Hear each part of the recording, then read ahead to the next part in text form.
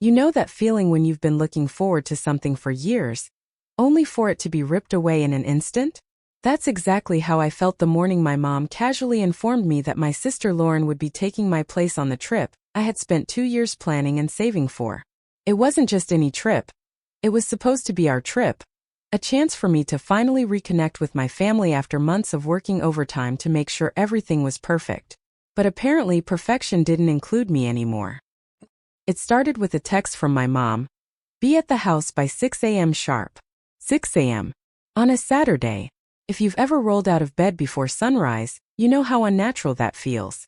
Still, I dragged myself up, showered, dressed, and drove over, gripping the steering wheel like it owed me money. When I pulled into the driveway, my mom was already waiting on the porch, her suitcase tucked neatly beside her. She glanced at her watch as I stepped out of the car. You're late, she said, her tone light but pointed. I checked the dashboard clock. 6:02. 2 minutes. 2 freaking minutes late. And she was calling me out like I'd missed a flight. Mom, I said, forcing a smile. 2 minutes isn't exactly. But then I saw her. Lauren. My older sister emerged from the house like she was walking the red carpet, dragging her oversized suitcase behind her like some kind of queen surveying her kingdom. My stomach dropped. What's going on? I asked, my voice sharper than I intended. Mom turned to me, her expression irritatingly cheerful. Oh, Violet, she said, waving a hand dismissively. We decided Lauren should come instead of you. She's been so stressed lately, and this trip will be good for her. My chest tightened. Instead of me? I repeated, my voice wavering. Mom, I've been planning this trip for years. I paid for everything. Yes, sweetheart, she said, still smiling as though nothing was wrong. And we're so grateful. But you work so hard, don't you think Lauren needs this more right now? You can take another trip later. Lauren didn't even have the decency to look remotely sorry. She leaned against the porch railing, smirking like she'd won some kind of prize. Thanks for understanding, sis, she said, her voice dripping with fake gratitude. My hands clenched into fists at my sides. And then Dad appeared, shuffling out of the house like he'd rather be anywhere else. He handed me his suitcase without meeting my eyes. This is unbelievable, I muttered, my voice trembling. This was supposed to be my trip, something for me to share with you. Mom's smile didn't falter. And it still is, sweetie. Just with Lauren instead. Don't make this a big deal, she added, as if ignoring years of effort and emotion could possibly be that simple. Your sister really needs a break.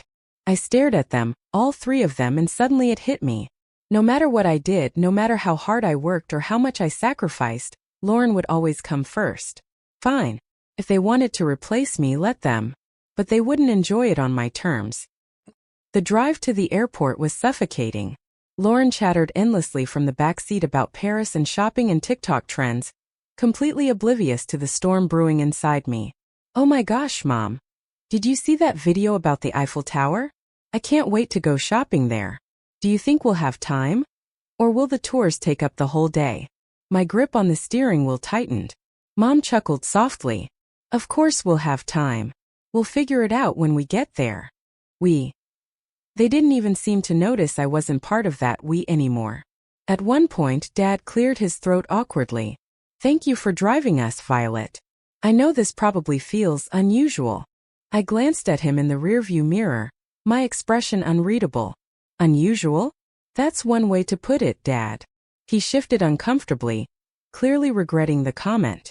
Lauren leaned forward, her voice grating in my ears. You're not mad, right? I mean, this is really big of you letting me go. I could never afford this on my own. I clenched my jaw, biting back every sharp retort clawing its way up my throat. Of course, Lauren, I said flatly. Enjoy the trip. When we finally reached the airport drop-off zone, my patience was hanging by a thread. I helped unload their luggage in silence while Mom gave me a quick hug. Thank you for understanding, sweetheart. This means so much to us. And to Lauren.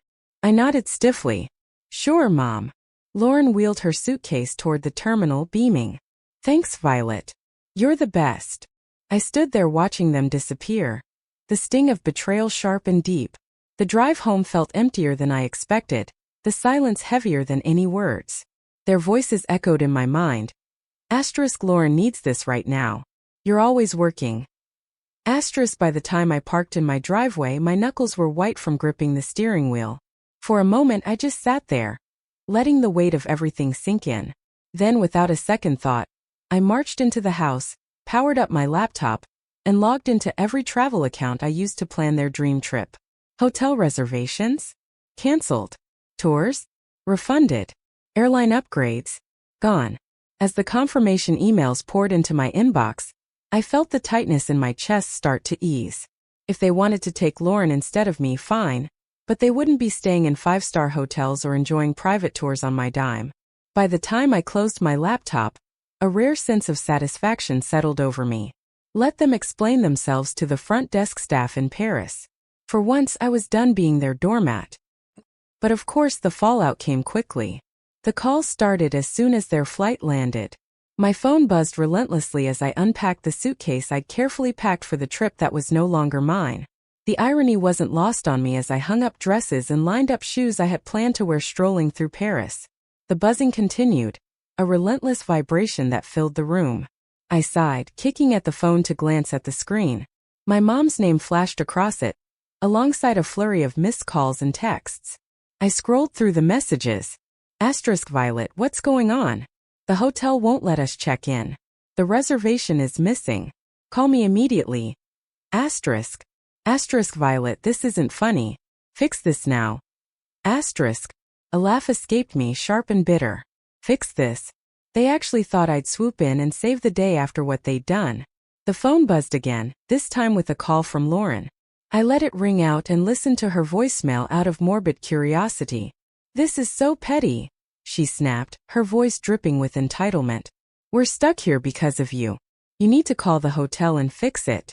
Now. I rolled my eyes and deleted the message without listening to the rest. For years I'd been their fixer. The one who smoothed over every mistake and picked up every slack. Not anymore. Eventually, I decided to answer, if only to stop the barrage of calls. As soon as I picked up, my mom's voice hit me like a tidal wave of anger. Violet, what did you do? The hotel says the reservation was cancelled. None of the tours are booked anymore. I let her rant for a moment before replying, calm and steady. I cancelled them. There was a long, stunned silence before she hissed. Why would you do that? Oh, I don't know, I said, sarcasm dripping from every word. Maybe because you decided to take Lauren on my trip? You're lucky I even drove you to the airport. We thought you'd understand, she snapped. Understand what? My voice rose. That years of saving and planning didn't matter because Lauren needed a break? That my hard work meant nothing to you? Guess what, Mom? I don't understand and I don't care to. Before she could respond, I hung up and turned my phone off, tossing it onto the couch. The silence that followed was blissful, and for the first time in years, I felt like I could finally breathe. That peace lasted all of one day. By the next morning, the buzzing started again. Calls, texts, voicemails, one after another. At first, I ignored them, spending my day cleaning the house and catching up on work. But by evening, curiosity got the better of me. I opened my phone and braced myself for the storm of messages. From Mom. Asterisk Violet, you've gone too far. Your sister is in tears, and your father is furious. We can't get into any of the hotels you booked. Asterisk. From Lauren. Asterisk, you're acting like a child. I don't get why you're making this such a big deal. Just fix it already. Asterisk. And finally from Dad. Asterisk, we need to talk. This isn't right. Asterisk. I set the phone down and shook my head. For years I'd been the one to fix things to make sure everyone else was comfortable and happy. Now that I'd taken a step back, they didn't know how to handle it. Pouring myself a cup of tea, I sat at the kitchen table, letting the anger simmer. How dare they expect me to clean up their mess? How dare they act like I was the one in the wrong? The next call came minutes later, and this time I answered. Violet. My mom barked before I could say a word. This isn't funny anymore. We're stranded. Do you have any idea how embarrassing this is? I took a slow sip of tea, savoring the moment. Embarrassing? You think this is embarrassing? Try saving for years, planning every detail, only to be told you're not even part of the trip you paid for. Stop being dramatic, she snapped. Lauren needed this more than you. And now, I said firmly, She can figure it out. You made your decision, Mom. You wanted to take Lauren instead of me. Fine. She sighed heavily, the silence stretching between us. Violet, I understand you're upset, but family sticks together. We don't do this to each other. I let out a bitter laugh. Funny, Dad. I was just thinking the same thing. Isn't that what family's supposed to do? Stick together? Respect each other? Because it sure doesn't feel like you've been holding up your end. In the background, I heard Lauren's unmistakable voice whining. Mom, just hang up on her. She's being impossible. That was the final straw. My grip on the phone tightened as I spoke, my voice cold and unyielding. Enjoy your trip. Oh wait, you can't because it's not your trip. It was mine. And now it's nobody's. I hung up before he could respond, turning my phone off and tossing it onto the couch. For the rest of the evening, I alternated between simmering anger and an unexpected sense of relief. I finally stood up for myself. Finally stopped letting them use me as a convenient scapegoat. They could call me dramatic all they wanted. This time I wasn't bending. The days following my confrontation with my family were a strange blend of liberation and tension. On one hand, I felt lighter than I had in years, like I'd finally shrugged off an invisible weight that had been pressing down on me for as long as I could remember. On the other hand, the silence from my parents' house was deafening. I knew they weren't done trying to fix this mess, or rather trying to get me to fix it, but for now I relished the quiet. It wasn't until Sunday afternoon that the phone buzzed again. My dad's name flashed across the screen, and for a moment, I considered ignoring it. But something told me this call would be different. Maybe it was curiosity, or maybe it was the faint hope that they might actually understand what I'd been trying to tell them all along. Against my better judgment, I answered. Violet, my dad began, his voice heavy with weariness. Your mom wanted me to call. She thinks you'll listen to me. I leaned back in my chair, crossing one leg over the other. Go on, I said coolly, bracing myself for whatever guilt trip he was about to lay on me. He sighed, the sound laden with frustration. Look, this has all gotten out of hand.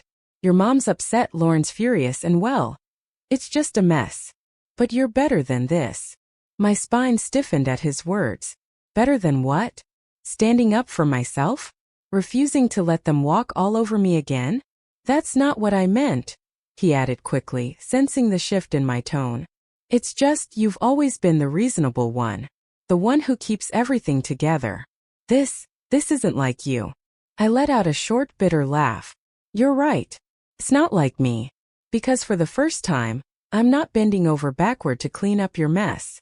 There was a pause on the other end of the line, and for a fleeting moment I thought he might finally understand. But when he spoke again, his words dashed that hope. Violet, we're family. Can't you just let this go? Let this go. I repeated, my voice hard. No, Dad. This isn't something I can just let go.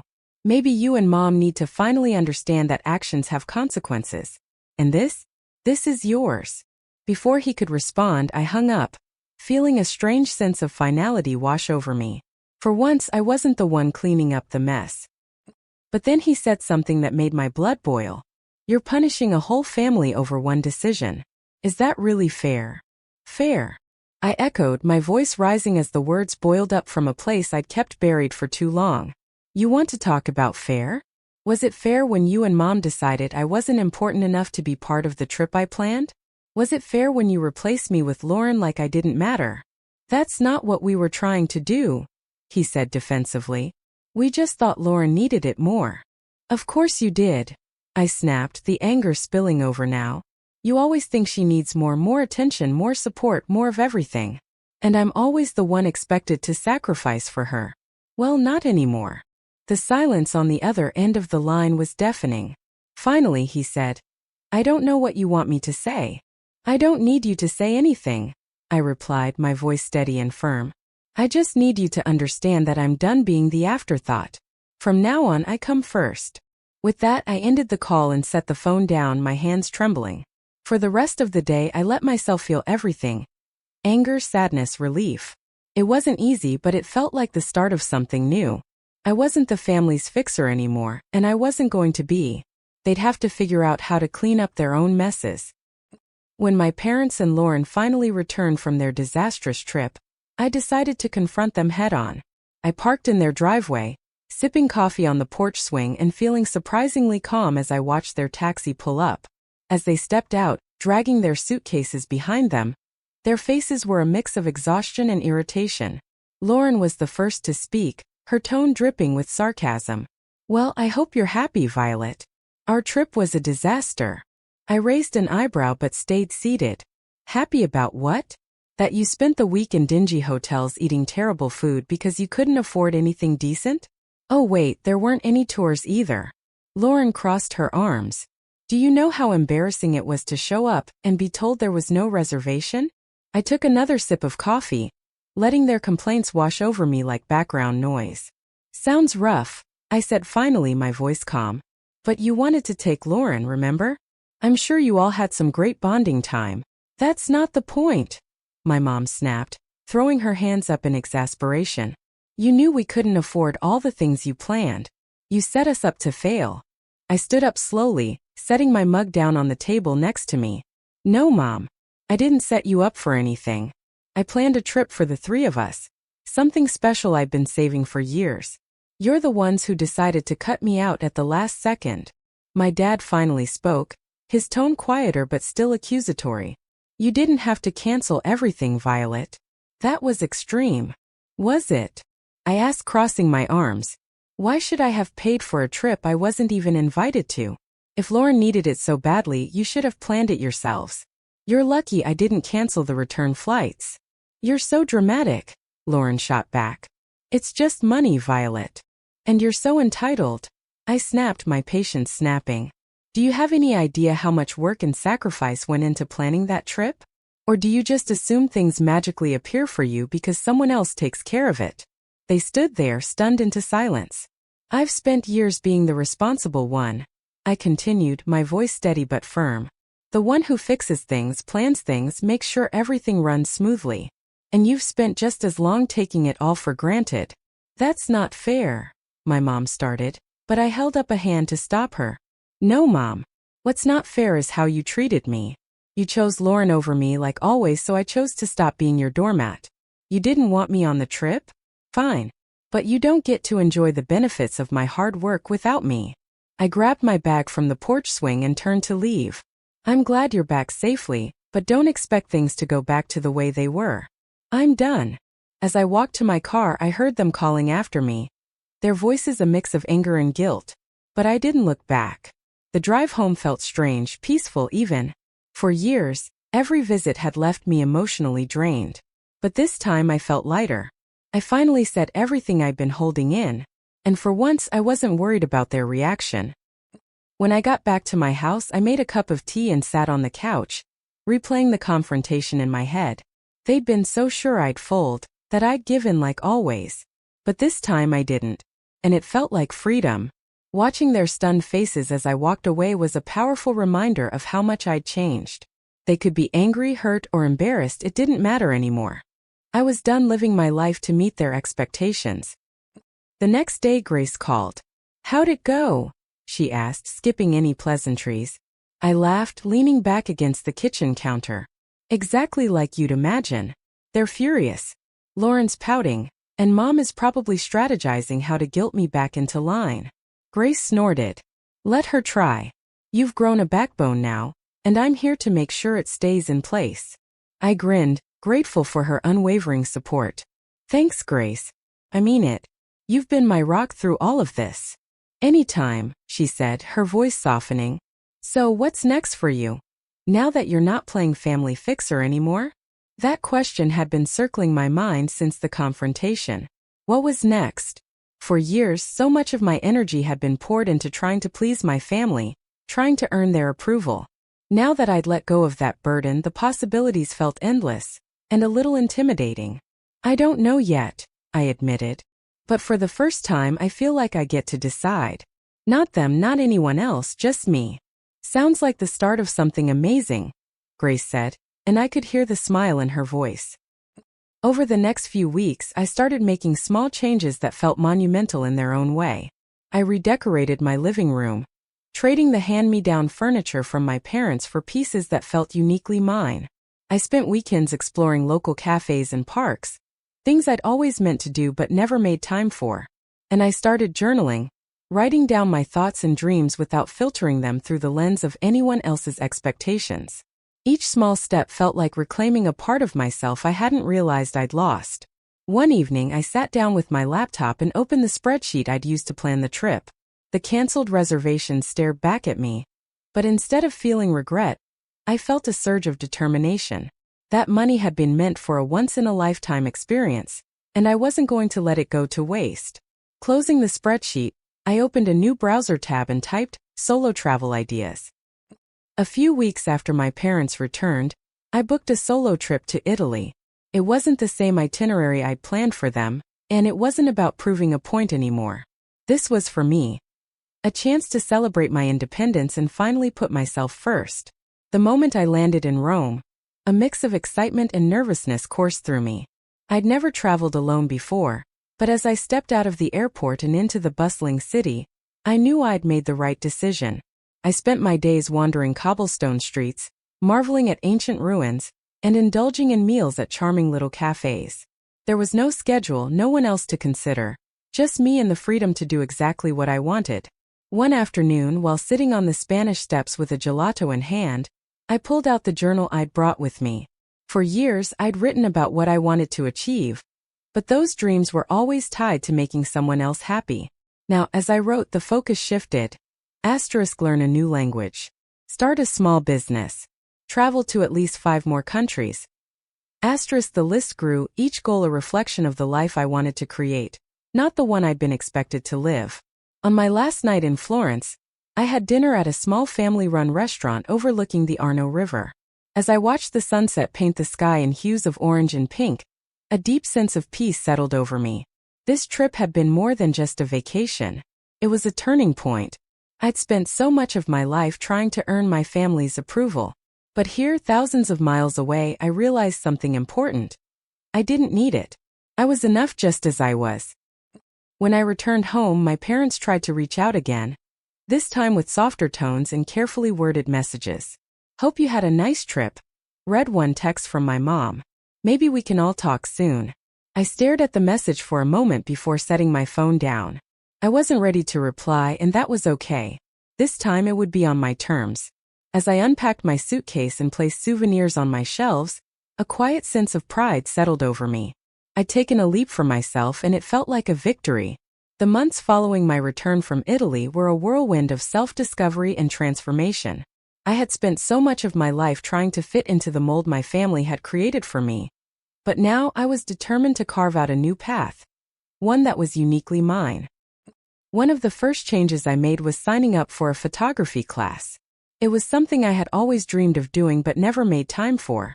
Each week I looked forward to the classes, where I learned not just about cameras and composition, but also about seeing the world through a different lens.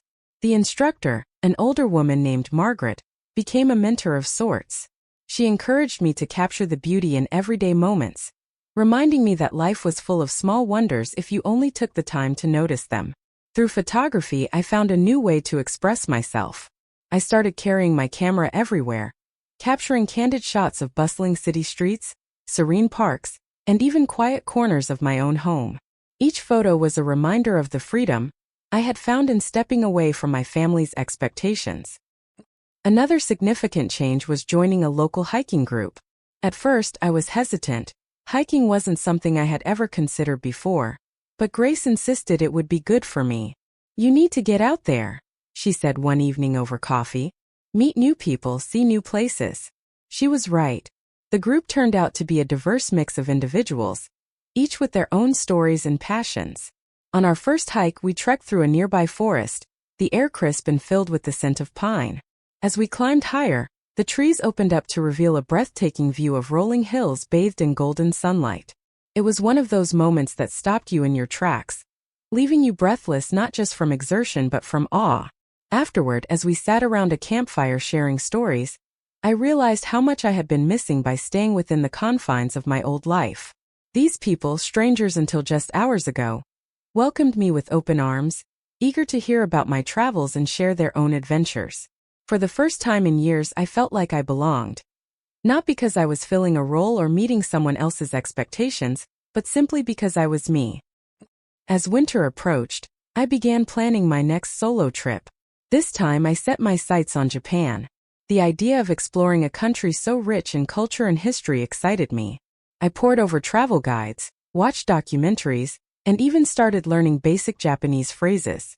The more I immersed myself in the planning process, the more I realized how much I had grown since the fiasco with my family. This trip wouldn't be about proving anything to anyone. It was purely for me. I wanted to experience the tranquility of Kyoto's temples, the vibrant energy of Tokyo's streets, and the serenity of Mount Fuji's slopes. Most importantly, I wanted to continue building the independent, confident version of myself that had emerged during my time in Italy. Meanwhile, my relationship with my family remained complicated. After my conversation with Mom, they had indeed backed off, giving me the space I needed. But every now and then a text or voicemail would appear, usually something mundane like "Hope you're doing well," or "Thinking of you." At first, I ignored them, unsure if their efforts were genuine or just another attempt to guilt me back into their fold. But over time, I noticed subtle shifts. Lauren stopped blaming me entirely for the Paris disaster, and occasionally sent messages that seemed almost apologetic. Dad called once to ask if I wanted to grab lunch sometime, no strings attached. And Mom, true to her word, refrained from recruiting allies to pressure me. Still, I remained cautious. Trust wasn't something I could rebuild overnight, especially after years of being taken for granted. So I responded sparingly, keeping interactions light and surface level. If they truly wanted to mend things, they would have to earn my trust through consistent actions, not just words. Grace continued to be my rock throughout this period. She celebrated my victories, big and small, and offered a listening ear whenever doubts crept in. "You're doing amazing," she told me one evening as we sipped wine on her balcony. "Don't let anyone make you feel otherwise." Her unwavering support gave me strength, reinforcing the belief that I deserved to live a life that fulfilled me, regardless of what others thought. By spring, I felt ready to take another leap. Inspired by the journaling habit I developed during my travels, I decided to start a blog. Initially, it was just a personal project, a place to document my adventures and reflect on my journey toward independence. But as I shared snippets of my experiences, I discovered that my story resonated with others. Readers began commenting on my posts, sharing their own struggles with family dynamics, self-doubt, and finding courage to break free. Some thanked me for putting into words feelings they hadn't been able to articulate themselves. Others offered advice or simply expressed solidarity. What started as a private outlet quickly blossomed into a community, and I found joy in connecting with people who understood what I was going through. Encouraged by the positive response, I expanded the blog to include photography tutorials, travel tips, and reflections on personal growth. It became more than just a hobby. It was a platform where I could inspire others while continuing to explore my passions. Despite these strides, there were still moments of doubt. Late at night, when the house was quiet and my mind wandered, I sometimes wondered if I was being too harsh on my family. Was I shutting them out completely? Could reconciliation be possible without compromising the boundaries I had worked so hard to establish?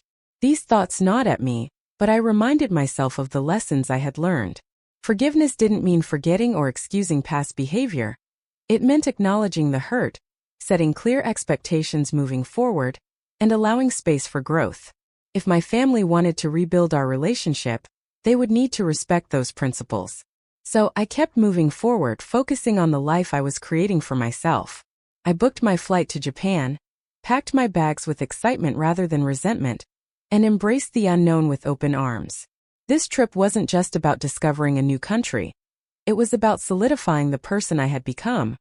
A person who valued herself, prioritized her happiness, and refused to settle for less than she deserved.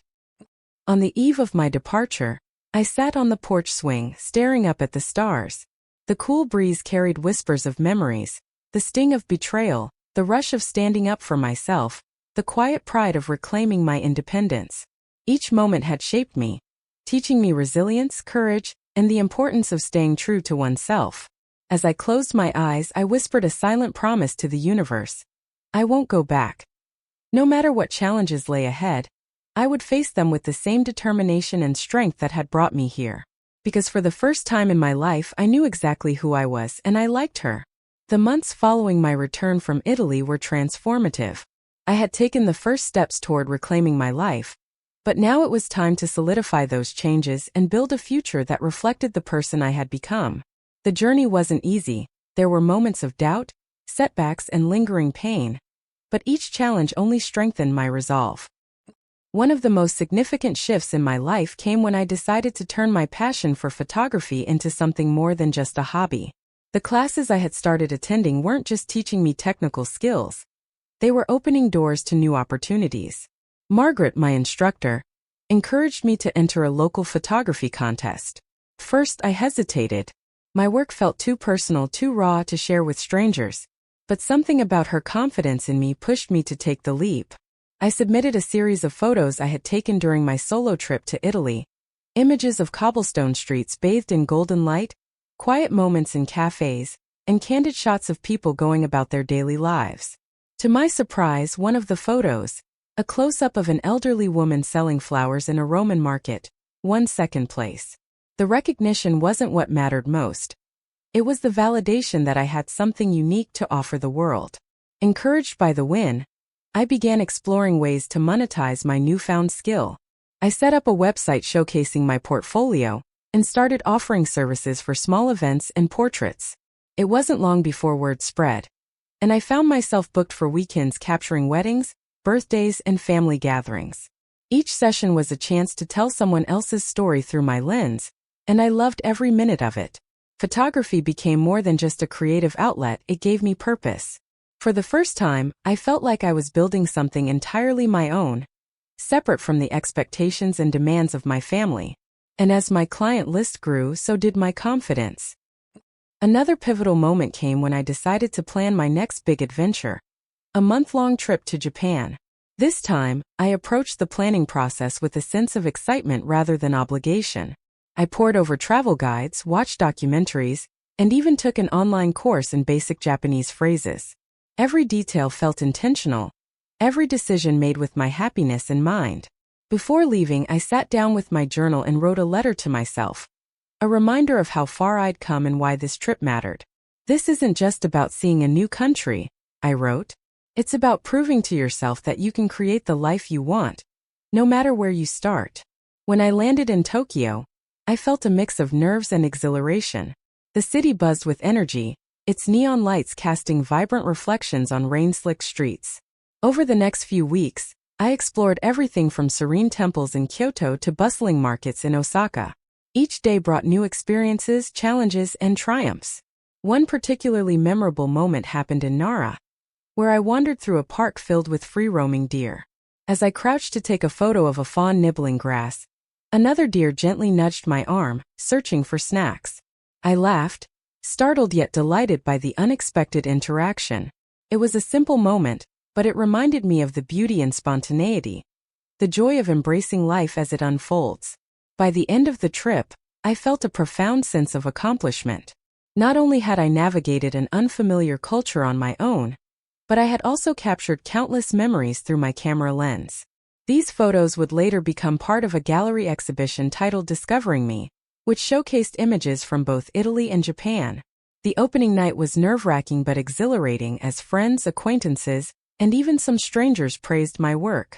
Grace stood proudly beside me, beaming as she introduced me to visitors. "You've come so far," she whispered during a quiet moment. "I'm so proud of you."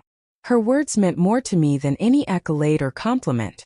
They were a testament to the strength of our friendship and the support system I had built outside of my family. Meanwhile, my relationship with my parents and Lauren remained complicated. After our initial attempts at reconciliation, we settled into an uneasy truce. They respected my boundaries, calling occasionally to check in without pushing me to forgive or forget. Lauren, surprisingly, seemed to soften over time. Her messages became less accusatory and more reflective, though she still struggled to fully acknowledge her role in our fractured dynamic. During one of our rare phone calls, she admitted, "I guess I didn't realize how much you sacrificed for us. I thought you liked doing all that stuff." "I did," I replied honestly, "but liking it doesn't mean it was fair to expect it." She was silent for a moment before responding, You're right. I'm sorry. It wasn't a perfect apology, but it was progress. For the first time, I allowed myself to consider the possibility of rebuilding our relationship, not as it was before, but as something healthier, more balanced. My mom and dad made similar efforts, inviting me to dinner one evening under the guise of catching up. When I arrived, I found them waiting with takeout sushi and a bottle of wine. We talked cautiously at first, skirting around sensitive topics, but eventually the conversation turned serious. We miss you, Mom said, her voice trembling slightly. Not just because you used to fix things for us, but because you're our daughter. We love you. Tears pricked my eyes, but I held firm. I miss you too, I admitted. But I need you to understand that I'm not the same person I was before. I can't go back to being who I was. Dad nodded solemnly. We know that now. And we're trying. It's not easy, but we're trying. Their sincerity touched me, but I refused to let my guard down completely. Trust was something that had to be earned, not given freely. Still, the evening marked a turning point. For the first time, I believed they might actually change, for real this time. As the months passed, I continued to grow both personally and professionally. My photography business flourished, allowing me to quit my corporate job and pursue my passion full-time. I expanded my blog, sharing not just travel stories but also insights on self-discovery, resilience, and the importance of setting boundaries. Readers responded enthusiastically, many thanking me for inspiring them to prioritize their own happiness. In addition to my creative pursuits, I began volunteering at a local community center, teaching photography workshops to teens. Watching them experiment with cameras and express themselves through art reminded me of my own journey. The moments of uncertainty, the thrill of discovery, and the power of perseverance.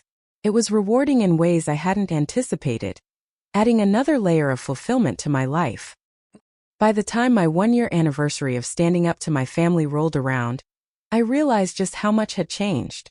I was no longer the person who bent over backward to please others at her own expense. I was someone who valued herself, prioritized her dreams, and refused to settle for less than she deserved. On that anniversary, I treated myself to dinner at a fancy restaurant, a celebration of sorts. As I sipped champagne and reflected on the past year, I felt an overwhelming sense of gratitude. Gratitude for the pain that had forced me to grow, for the lessons learned along the way, and for the incredible support system I had built. Grace joined me later that evening, bringing dessert and a card. Inside, she had written, "To Violet, the strongest, most inspiring person I know. Keep shining." Tears welled up in my eyes as I hugged her tightly. "Thank you," I whispered, "for everything." Looking ahead, I knew there would still be challenges. Rebuilding trust with my family wouldn't happen overnight, and navigating life as a newly independent woman came with its own uncertainties. But I faced those challenges with courage and determination, knowing that I had already proven my strength. That night, as I lay in bed staring at the ceiling, I thought about the future. Where would I travel next? What dreams would I chase? Who would I become? The possibilities felt endless, and for the first time that didn't scare me. Instead, it filled me with hope, because I knew deep down that no matter what happened, I would always have myself. And that was enough.